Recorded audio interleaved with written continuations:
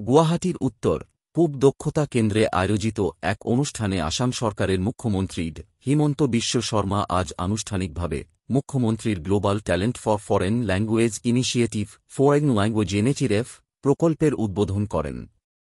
তিনি জানান, এই প্রকল্পের মাধ্যমে আসামের তরুণীদের বিদেশি ভাষা শেখার প্রশিক্ষণ দিয়ে বিশ্বব্যাপী কর্মসংস্থানের সুযোগ সৃষ্টি করা হবে।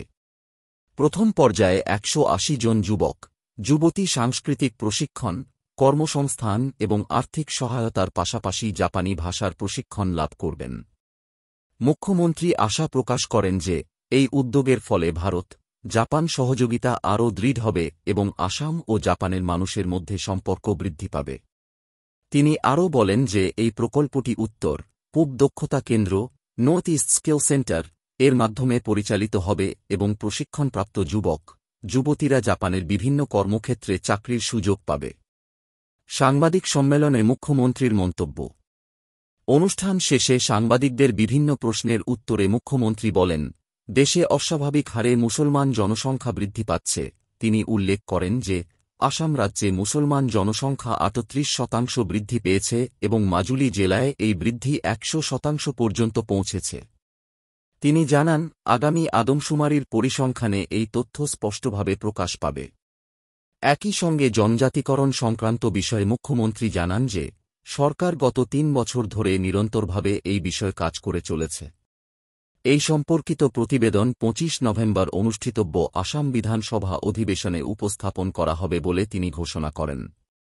জুবিন গার্গের মৃত্যুর তদন্ত প্রয়াত শিল্পী জুবিন গার্গের মৃত্যুর মামলা নিয়ে বিশেষ তদন্তকারী দল সেট প্রত্যক্ষ বা পরোক্ষভাবে যুক্ত একাধিক ব্যক্তিকে জিজ্ঞাসাবাদ করেছে।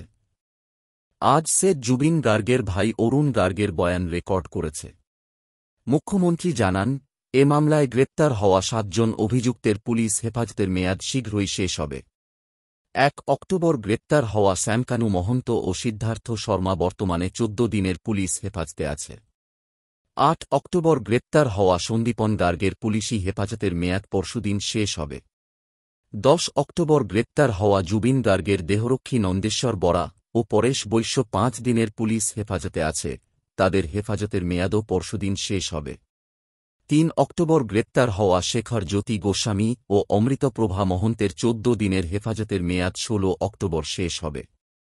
পুলিশ হেফাজতের মেয়াদ শেষ হওয়ার সঙ্গে সঙ্গে সকল অভিযুক্তকে বিচারিক হেফাজতে পাঠানো হবে, তবে কোন কারাগারে রাখা হবে তা এখনও প্রকাশ করা হয়নি।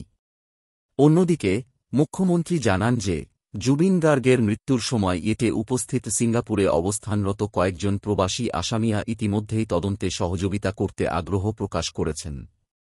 সেটের নোটিশ পাওয়ার পর তারা ইতিবাচক সাড়া দিয়েছেন।